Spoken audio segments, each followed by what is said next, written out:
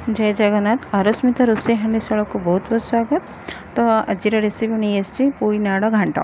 तो ये मुझे कड़े बसई नहीं से मु पंचफुटण देखिए फुटे नहीं से तेजपत्र नहीं कि से भलसे फुट सारापर आम से अदा रसुण पियाज लंका को तार पेस्ट करते से पेस्ट से पकईकि लुण हलदी दरकार मुताबक आम हलदी राग कम बेसी देखिकी तो देकी भल भाव में मसला को मुझे कषि नौ कि ये 2 चम्मच मु करी पाउडर नहीं आपन को चाहिए जेकोसी करी पाउडर आप नहीं पारे। तो ये नहीं मुझे भल भाव में कषि नौ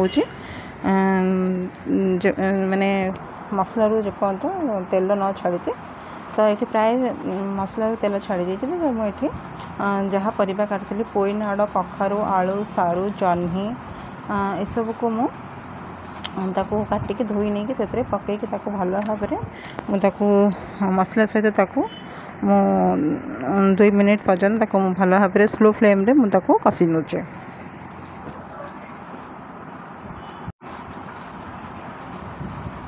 जेहेतु मु परिया गुड़ा टिके बड़ बड़ साइज काटी मुझे स्लो फ्लेम रू मीडियम फ्लेम पर्यंत माने नहीं कि मुझे कषि नेबी कवर करके से धीरे धीरे ही सिझिले मसलार फ्लेवर भी परिवार मिसिके से तार टेस्ट ही बहुत ही बढ़िया आसे।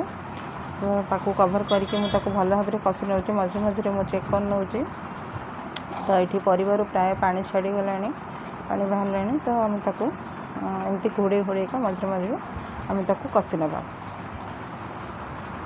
तो ये मुझे टोटाली ही पानी देनी जहाँ परिवार ही बाहर तो परिया प्राय सीझीगला प्राय माने ये 65% प्राय सीझीगला। तो से काटी बैगण को से पकईकि भल भाव में गोली नहीं कभर कर नौ। तो ये पोई नाड़र पत्र ताकू धोई देकी भल भाव में छोट छोट साइज काटिकी से पकईकि भल भाव में मुझे गोली नौ।